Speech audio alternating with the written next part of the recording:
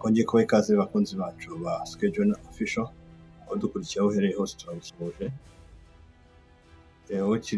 Wewe bashyashya, mwebwe basangwa, utakora subscribe nyamuneka mugerageze murebe ukuntu hasi mwakora subscribe kugira ngo ibiganiro byabanje mubashe kubibona, muzabashe no kubona ibizakurikiraho.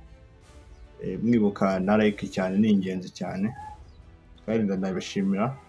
Like ziradufasha cyane, zituma tubona reaction y'ibyo dushyiraho, tukabona nuko mubyakira. Comment biba byiza cyane iyo dushyiremo comment y'icyo uvuga ko ku nkuru twabagejejeho, nabyo biradufasha, bituma tumenya ukuntu muradukurikira, bigatuma tunabasha kumenya ko hari ibyo mudasobanukiwe, ushobora kutubaza tukaba twabasubiza mu bindi biganiro bizakurikiraho. Kandi iki cya kabiri bikaba byanadufasha n'ukuntu mwakira inkuru. Yego, turabashimiye. Ubu tugiye kugaruka ku gihugu hagati ya Iran na Israel, ibihugu byashyamiranye guhera ku itariki 13 z'ukwezi kwa gatandatu. Tugiye kurebera hamwe, tugiye gusesengurira hamwe ibyabereye muri ibi bihugu. Ibihugu byose ni ibihugu bimaranye igihe bifitanye amakimbirane bimaze imyaka myinshi cyane. Wenda abantu benshi ntibajya bamenya impamvu Iran na Israel bihora bigongana inshuro nyinshi, ariko ibi turaza kubisobanurira ko tugenda dukurikiye ikiganiro cyacu paka kirangiye, byinshi bajyana mubisobanukirwa. Turabashimiye. Israel ni igihugu gito cyane pe, ubwacyo ni igihugu u Rwanda rurakiruta. Imbaga u Rwanda rurakiruta, ubyumve gute ko rukiruta mu buso? Ntabwo navuze mu ikoranabuhanga, ubukungu, yewe no mu baturage. U Rwanda rurusha Israel abaturage ubwinshi bwabo. Bivuze ngo igihugu kigeneye mu baturage, igihugu cya Israel abaturage babo ni bake cyane ugereranyije n'aba Iran. Ni igihugu kinini kigikubye mu baturage inshuro 10. Abaturage batuye igihugu cya Iran ko bari kabakaba muri miliyoni 100 z'abaturage batuye igihugu cya Iran, mu gihe Israel yari miliyoni 11 z'abaturage. Urumva ko babakubye hafi inshuro zijya gusatira 10. Ikindi cya kabiri, Iran ni igihugu cy'Abarabu. Wenda abantu benshi bakunda kukibeshyaho, ntabwo ari igihugu cy'Abarabu, ahubwo ni igihugu cy'Abaperisi. Muzumva cyane cyane ku bantu bakunda gukoresha Bibiliya, mubonamo hari amakarita bagenda bagaragazamo cyane cyane kuri Bibiliya za kera. Ariko n'izubu nazo nabonye hari amakarita ariho cyane cyane nk'aya Bibiliya akoreshwa na Katolike cyane. Uzasanga hariyo ay'Abakristo, uzasanga hari ahantu hari ikarita usanga harimo Abaperisi, ibintu nk'ibyo. Kikaba ari igihugu ubwacyo gifite abasirikare benshi baruta abasirikare ba Israel mu bwinshi. Kikaba ari igihugu ubwacyo gifite ubukungu munsi y'ubutaka, gifite peteroli nyinshi na gazi. Ni igihugu giteye imbere cyane ku ikoranabuhanga rigezweho, yaba irya gisirikare yaba n'irya gisivile. Israel yo isa nk'iyateye imbere cyane mu bintu byinshi cyane, ariko n'ubundi ikoranabuhanga ryayo ryinshi. Nubwo buriya Israel ni igihugu gikunze no gufasha Amerika cyane mu bijyanye n'umutekano cyane no mu ikoranabuhanga. Muzabibona muri cyo bita Mossad ni ibiro by'ubutasi bya Israel. Basanga bikorana cyane n'ibiro by'ubutasi by'Abanyamerika bita CIA. Ni ubutasi bwose bukorera hanze y'ibihugu by'ibyo bihugu. Muzareba Israel none ku bantu batayisobanukiye neza, Israel ubwayo niyoboye Amerika. Bivuga gutya abantu benshi ntabwo ari babyumve. Buriya Amerika iyobowe cyane cyane ku bijyanye n'umutekano no gufatira imyanzuro ibibera mu gihugu cya Amerika. Buriya Israel bigiramo uruhare. Niyo mpamvu iyo bavuze ngo Israel kuyitera bisaba ko ufite izindi mbaraga zidasanzwe kuko Israel ni igihugu gishyigikiwe. Abantu ba mbere bagishyigikiye batakiva iruhande ni ibihugu bitatu bahora bikirinda isaha n'isaha, ni Ubwongereza, Ubufaransa na Leta Zunze Ubumwe za Amerika. Icya kabiri, Abanyamerika nibo bantu ba mbere basa nkaho bashinze Israel mu butaka bwa Palestine. Wenda nkongeyemo ari gashyashya, ntabwo abantu baraza no ko wenda ntabwo turi bukomeze cyane kubera muri Palestine na Israel, aho icyo gihe turimo turifashisha Iran na Israel, ko nibyo tugiye kuganiraho, nabyo tugiye guha umurongo, ko wenda Palestine ndaza kuyikomozamo akantu gato, ariko ntabwo ntibubitindemo cyane kuko atari yo topic. Nabyo tuzafata umwanya tubihuze. Buriya Israel ni igihugu cyatujwe mu butaka bwa Palestina mu gihe cy'intambara ya kabiri y'isi, nyuma ya 1945. Nyuma yo kurangira kuri iyo ntambara 1947 nibwo Israel yemejwe nk'igihugu kuri ubwo butaka bwa Palestina.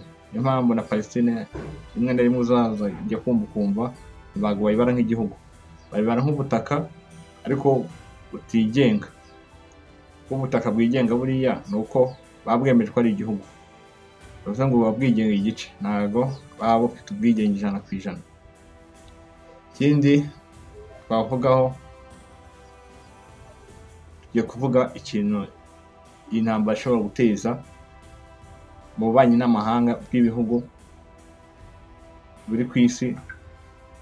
Twongere tugaruke no ku kintu kijyanye n'ubukungu ku rwego rw'isi. Tugiye guhana duhere muri zone y'ibihugu biherereyemo, ya region biherereyemo, byose bibarizwa mu cyo bita Uburasirazuba bwo hagati. Abe Iran, abe na Israel. Israel ni igihugu gifite imipaka gihana n'ibihugu bitumvikana, ariko nyine bibana kuko nyine nta kundi kuntu byagenda, bagomba kubyakira.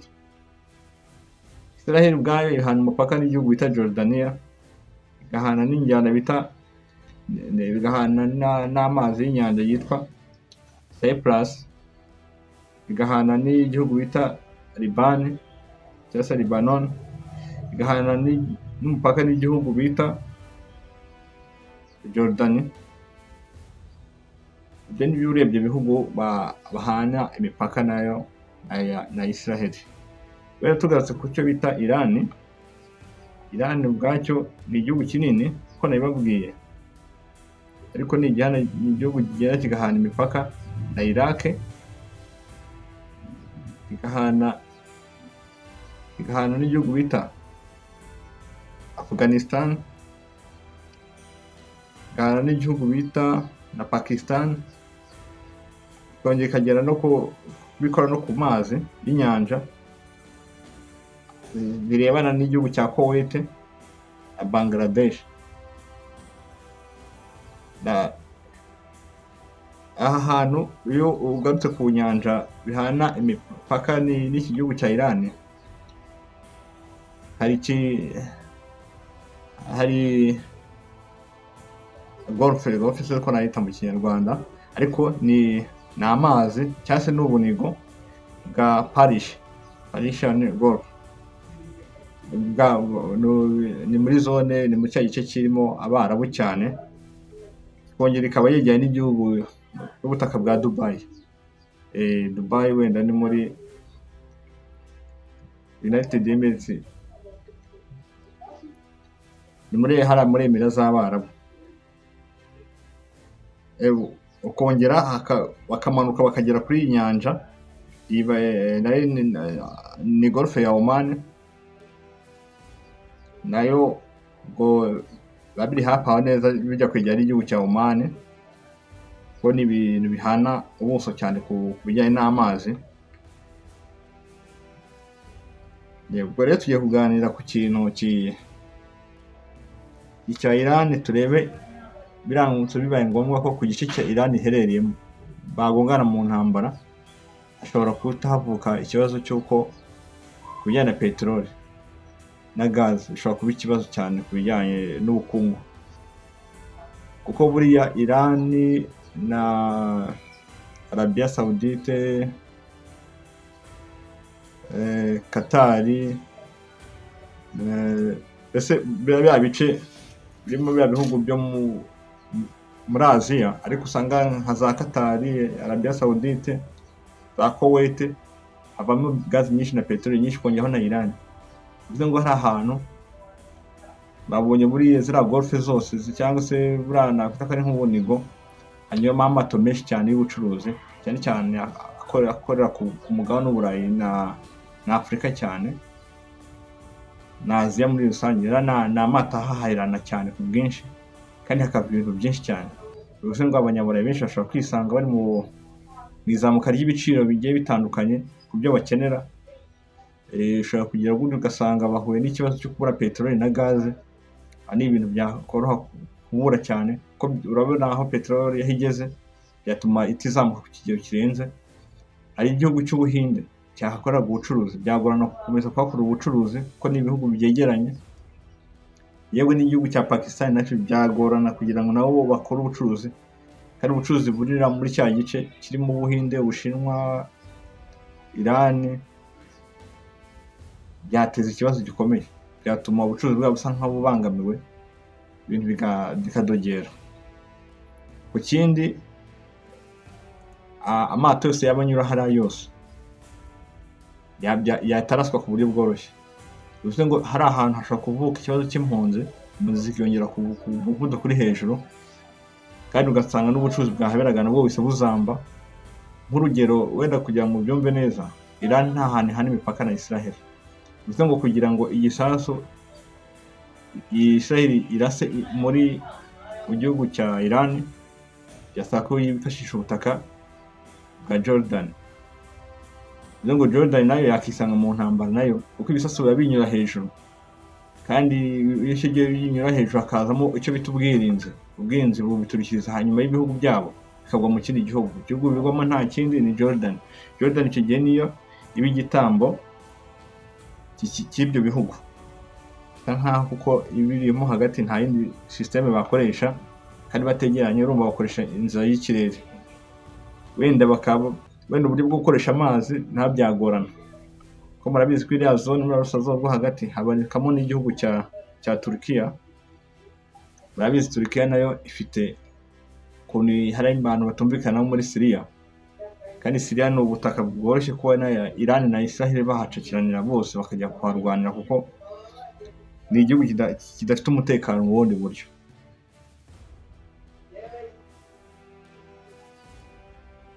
Iki gihugu cya Israel ni igihugu kizwiho gucuruza cyane, kandi kigatungwa na peteroli iva mu bihugu by'Abarabu. Biragoye kuba nayo yagira gutya ubuzima bukayorohera, kuko ibitaro bakoresha mu ntwaro byinshi bituruka muri bihugu by'Abarabu baturanye. Bivuze ngo byanagorana cyane kuba Israel yabaho ku buryo bworoshye. Kandi nanone mwibuke ko izi zone harimo muri Jordan habarizwa ibirindiro bya Amerika byinshi cyane, birimo ingabo nyinshi. Akongera akaba igihugu cya Syria habamo inyeshyamba nyinshi. Babizi ko igihugu cya Syria ni igihugu kihana imbibi na Liban, kandi Liban muri minsi nayo murabizi iri mu ntambara na Israel. Ukongeraho nuko igihugu cy'Abahutis ni igihugu nayo kimeranye nabi na Israel. Bivuga ko Iran ari igishyigikiye, ari nayo ituma ibyo byose birimo biraba. Nayo ni ibihugu byahita byisanga biri mu ntambara, kandi ahantu iyi Yemen iherereye ni ahantu hadafite aho hahuriye n'iki gihugu cya Israel. Urebye ahantu iherereye nta hantu na hamwe bihuriye, uretse kuba nyine urumva ari igihugu kiri mu majyepfo ya Arabia Saudite. Igihugu cya Arabia Saudite bagihana imipaka na Oman byose n'ibihugu bikora ku nyanja byose biri mu majyepfo ya Arabia Saudite. Bivuze ngo kugira ngo ugere kuri Israel nabyo harimo urugendo. Ibi byose byasaba ko Arabia Saudite batiza ikirere ko ku nyanja byo bisa nk'ibyagorana, kuko ibihugu bya Arabia Saudite n'ibihugu bihanganye igihe kirekire na Iran, uretse ko na Iran muri iyi minsi ibintu bimeze neza bisigaye bumvikana, nta hangana kibaho cyane nka mbere nk'uko byari bimeze, ariko n'ubundi ni ibintu bishobora kuba byateza ikibazo cyane cyane mu bijyanye n'inyanja, kuko ni inyanja ikorerwamo ubucuruzi bwinshi. Ubizi naho Dubai ibarizwa, ubucuruzi bwinshi buhakorerwa, ubucuruzi bwinshi busa nk'ubwahita buhagarara mu gihe hakomeza kubangamirwa muri izo ntambara. Yego, turabashimiye, tubashimiye ku ruhare muba mwagize, ukuntu mwakurikiye ibiganiro byacu. Tuzajya tubagezaho gake gake, kumva twatanze kugira birebire kugira ngo tarambirwa, ariko igihe tugenda tuba duce duto. Ibindi byo tuzaza kubiganiraho, tubereke imbogamizi ushobora kuzagira mu buryo bwa politike mpuzamahanga, imibanire niyo tuzagarukaho mu kaganiro kazakurikira. Turabashimiye, ibihe byiza, naho gutaha.